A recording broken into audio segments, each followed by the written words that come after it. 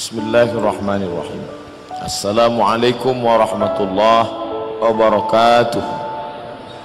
Alhamdulillah, wassalatu wassalamu ala rasulillah Sayyidina wa maulana Muhammad ibn Abdullah wa ala alihi wa sahbihi wa man tabi'ahu wa mawalah. Bapak-bapak, ibu-ibu yang dimuliakan Allah subhanahu wa ta'ala,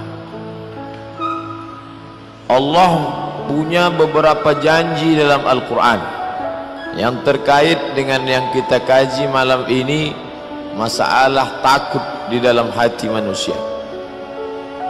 Wa may yattaqillah, siapa yang takut kepada Allah, yaj'al lahu makhraja, Allah berikan dia makhraj, jalan keluar.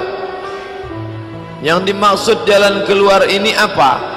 Orang kalau dia ditimpa masalah, dia mutar, tak tahu kemana jalan keluar, terus seperti orang nyasar sesat, tak dapat pangkal jalan, tak berhenti.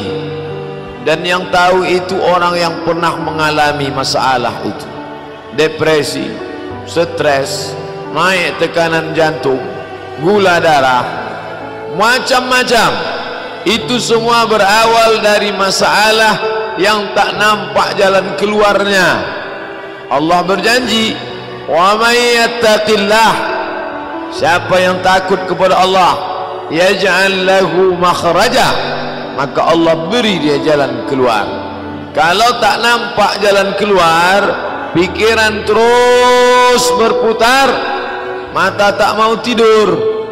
Orang yang tak mau tidur sudah kena satu daftar insomnia. Salat isya tadi imam kita membaca, yang dibaca ayat yang Ustaz ceramahkan tadi tentang Musa, tentang hati takut. Sejuk hati kita, seperti pasir kering disiramkan air, maka tanah yang kering ketika disiram air tumbuh lumut, tumbuh taman, ada kehidupan baru. Yang tampaknya tadi kering, kerontang, mati, begitu datang air, menetes, 2 tetes, 3 tetes, muncul lumut, muncul hijau, ada kehidupan yang baru.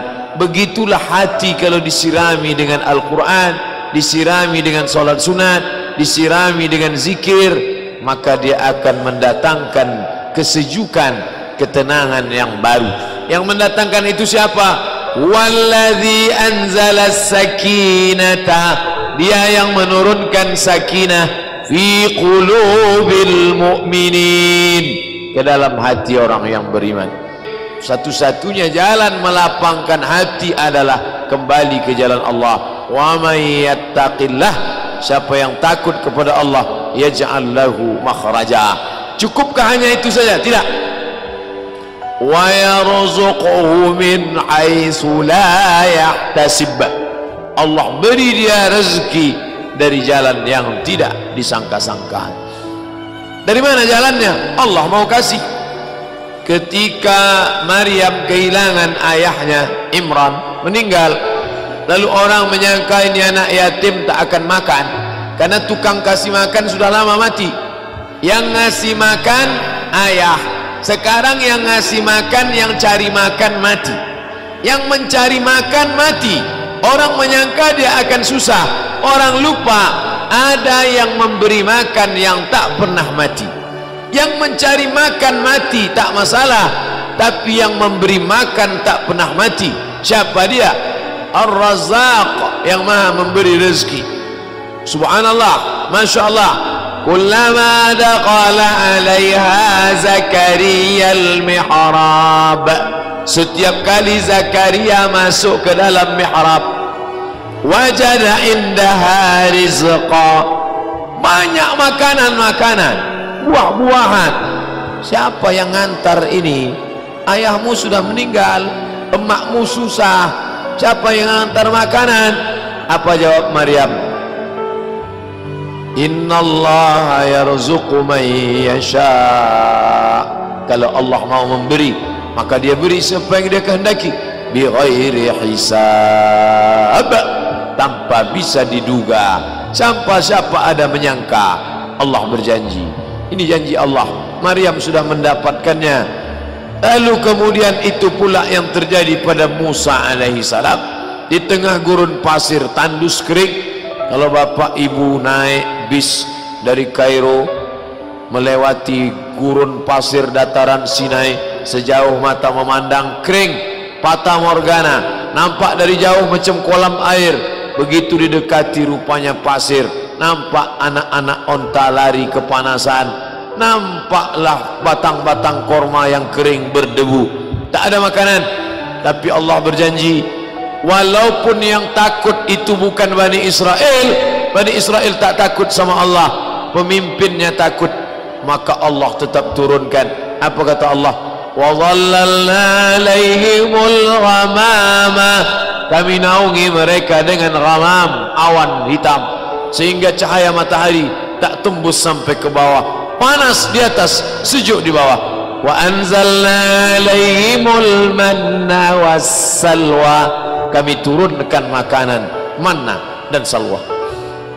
Sampai pada puncak ketakutan di hadapan Laut Merah, di belakang pasukan Fir'aun, maju ke depan mati konyol, mundur ke belakang mati dibunuh oleh tentara pasukan Fir'aun. Apa kata sahabat Musa? Wa qala ashabu Musa, berkatalah sahabat-sahabat Musa Bani Israel, inna lamudrakun, inna lamudrakun, mati kita Musa, kena kita sekali ini, habis kita, akan disembelih oleh Fir'aun. Inna lamudrakun. Apa kata Musa? Kalla, kalla, sekali-kali tidak. Inna ma'iya rabbi sayahdin, inna ma'iya, bersamaku, rabbi, ada Allah, bersamaku ada Allah, sayahdin. Tahukah Musa bahawa laut itu akan terbelah? Tak tahu. Seandainya dia sudah tahu duluan, tak ada yang aneh, orang sudah tahu duluan.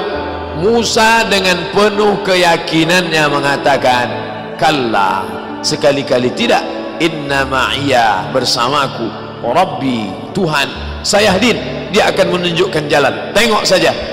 Allah katakan, idrib bi'asakal bahr, pukulkan tongkatmu itu, famfalaqa, maka terbentanglah jalan, terbelah di antara dua laut, di antara yang terbentang jalan, kataudil azim, seperti dinding bukit yang kokoh. Jadi bukan dia berjalan di atas air macam orang main ski air. Daratan itu nampak terbelah ke bawah, lalu air itu di sebelah kiri kanannya, kataudil azim, seperti tembok bukit yang kokoh. Lewatlah Nabi Musa alaihi salam. Sesungguhnya kisah-kisah itu diceritakan Allah, bahwa kita pun mungkin mengalami hal yang sama seperti yang dialami Maryam, seperti yang dialami Asiyah, seperti yang dialami Musa, seperti yang dialami Isa, seperti yang dialami Muhammad sallallahu alaihi wasallam.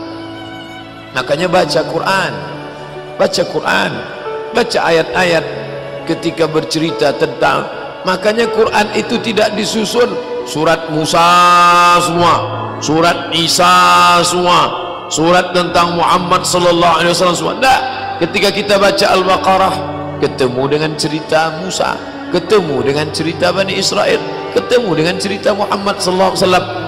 Baca Quran satu halaman, 1000 makna terkandung di dalamnya. Kata Syekh Abdullah Darraz, dia seperti permata yang memiliki banyak aspek sisi cahaya. Baca dari aspek kesehatan, ketemu.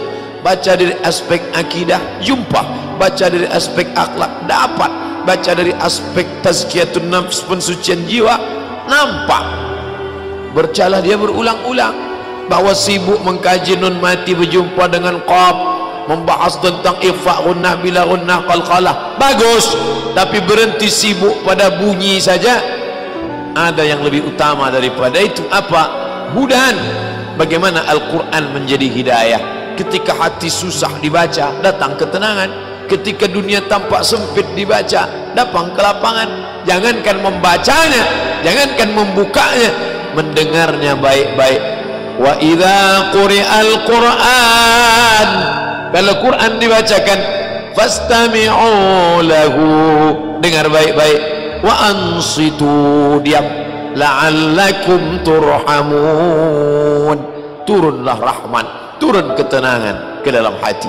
Tidak ada yang dapat menenangkan yang bersifat batin kecuali yang batin juga. Ini tenggorokan zahir, yang menenangkan yang zahir ini zahir juga. Ini zahir disediakan untuk menenangkan yang zahir. Ini perut zahir, tidak ada yang bisa menenangkan yang zahir kecuali yang zahir juga. Apa itu? Makanan. Tapi yang batin mau ditenangkan dengan yang zahir nggak ketemu, simpangnya lain. Zahir tenangkan dengan zahir, batin tenangkan dengan batin. Banyak orang sekarang salah. Datang orang mau minta, Pak makan, Pak belum makan, suruh berzikir. Ya mana bisa, orang minta makan ya kasih nasi bungkus, menenangkan ususnya dengan makanan. Setelah dia kenyang baru suruh dia berzikir.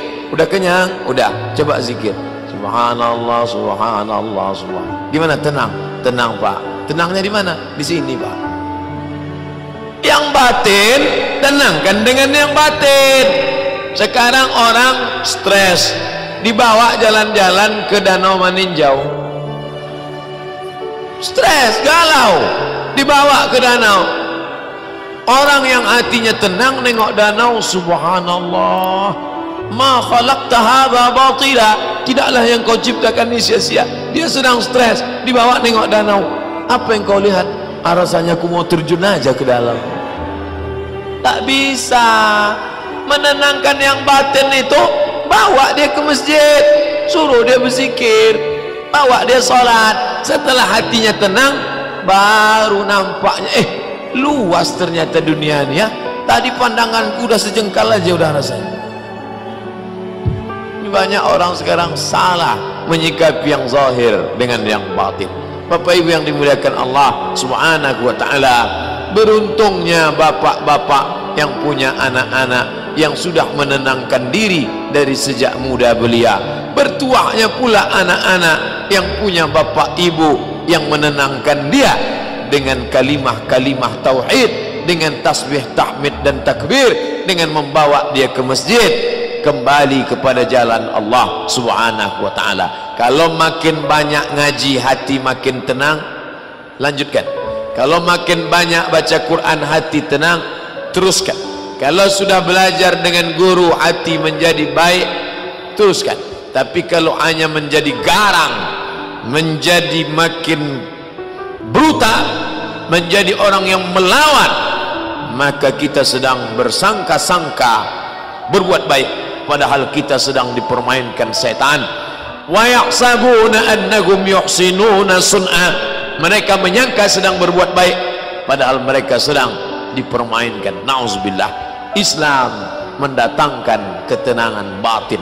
Kalau sudah tenang, barulah bisa mencari nafkah dengan baik.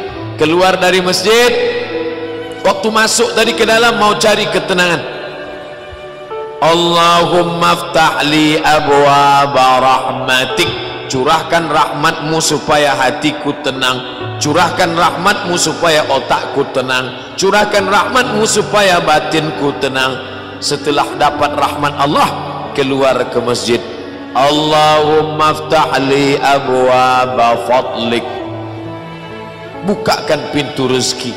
Hanya orang yang tenang yang bisa mencari rezeki.